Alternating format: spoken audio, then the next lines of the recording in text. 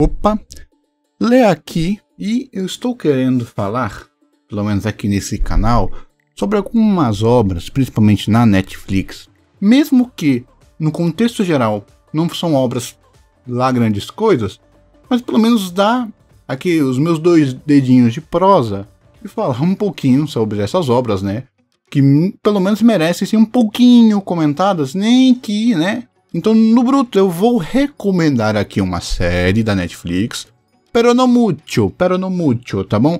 É uma recomendação, mas mais para você assistir fundo de lista. A melhor definição é uma série fundo de lista, e eu vou falar como, na minha opinião, a melhor forma de você consumir essa obra para extrair o melhor dela. Que se você for assistir essa obra, por exemplo, se eu falo, ó, essa obra ela é muito boa, só tem os pequenos defeitos, e você vai assistir, esses pequenos defeitos são para você grandes defeitos, você não vai conseguir absorver bem a obra.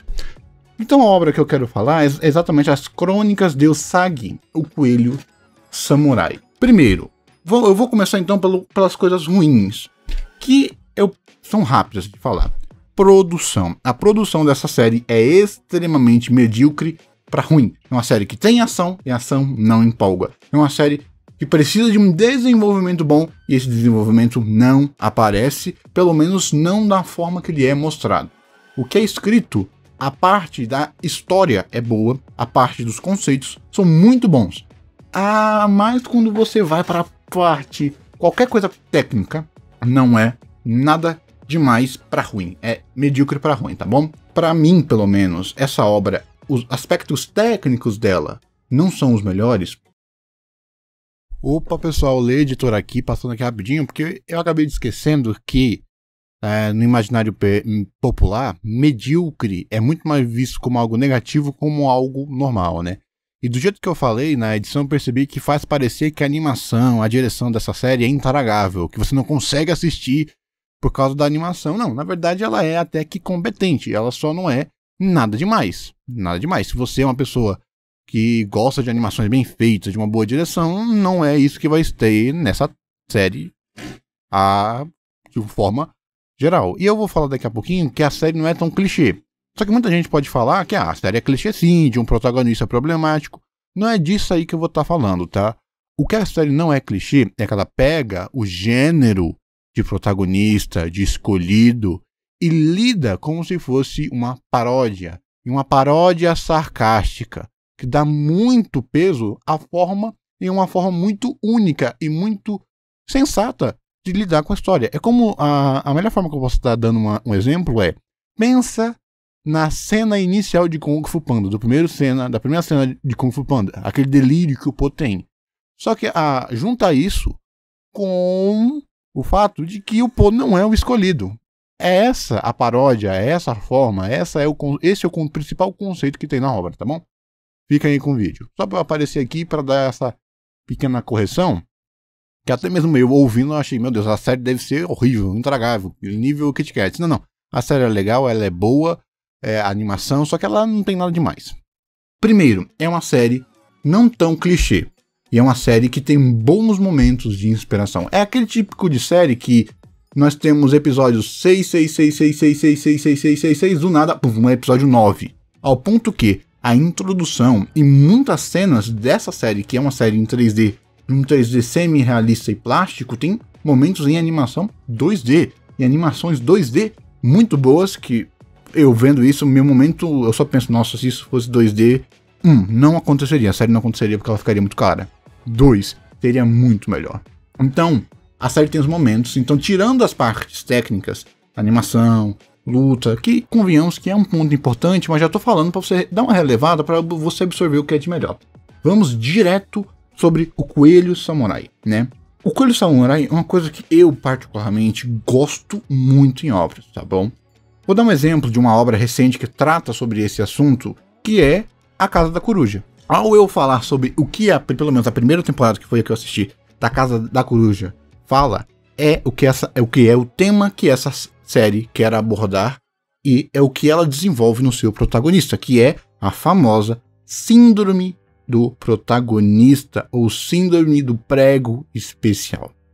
Então essa série ela trata exatamente sobre um um personagem principal que se acha. Ele quer ser um samurai, ele vem de uma família de samurais, ele tem um grande samurai como ancestral, e ele quer ser, ele quer buscar a glória. E não é só aquela jornada errada pelo destino.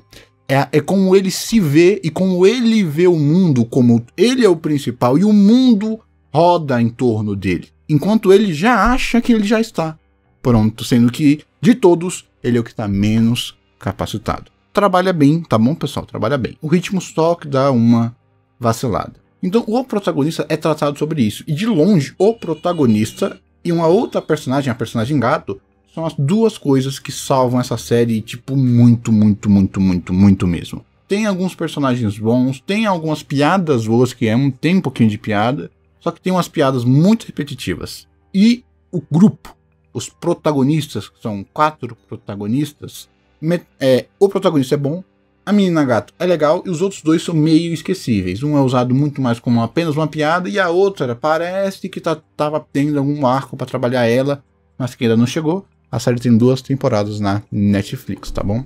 Então, a série é sobre isso. E a série trabalha muito bem, porque a série é muito consciente. Por exemplo, o que eu falei sobre esse protagonista, que ele acha que o mundo roda em volta dele, só que aí que vem a parte mais interessante. O mundo não roda em volta do protagonista. É como se você visse alguém que se acha protagonista invadindo a história de outra pessoa.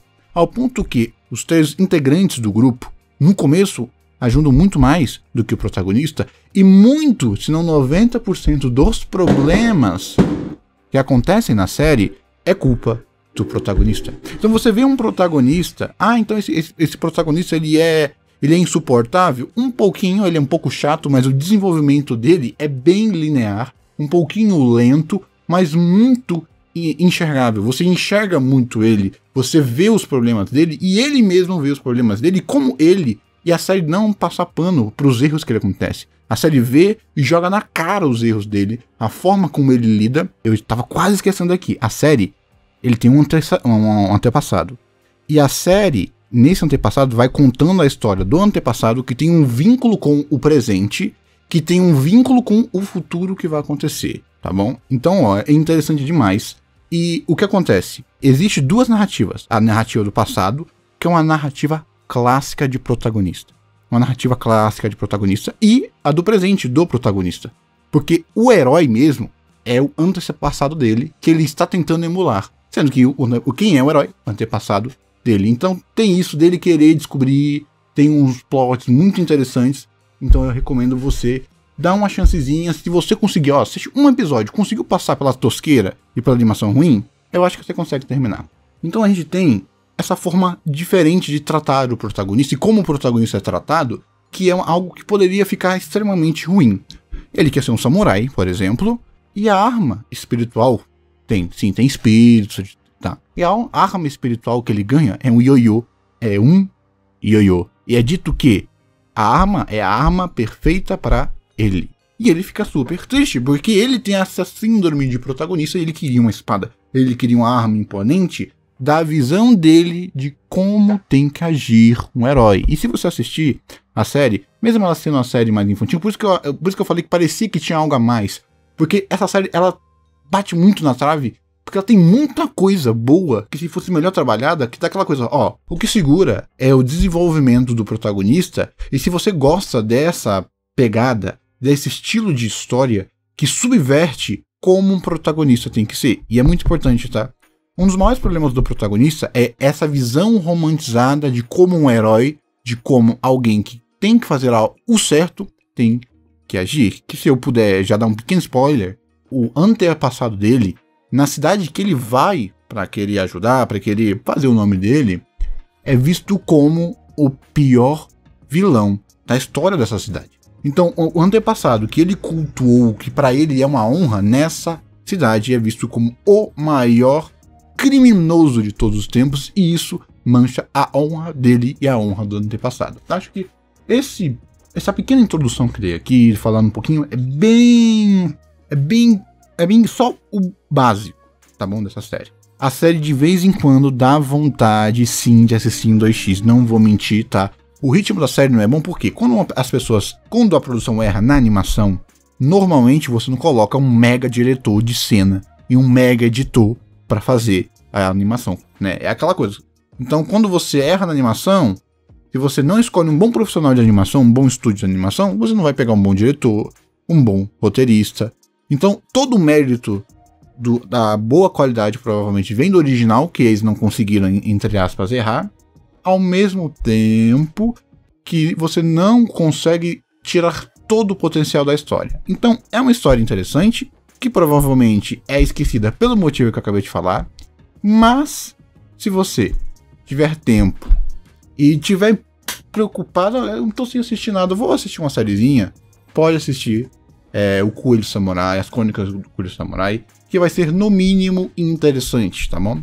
Ah, e lembrando aqui que eu sempre esqueço, tá? Depende muito dos seus olhos. Acho que eu já falei isso, mas eu vou repetir. Assiste o primeiro episódio, tá bom? Porque, quero que seja só isso, tá bom, pessoal? Indicando aqui umas animações um pouquinho mais obscuras. E eu também não vejo ninguém falando dessa série. Eu não acho que ela mereça ser completamente esquecida. Mas é aquela coisa, né?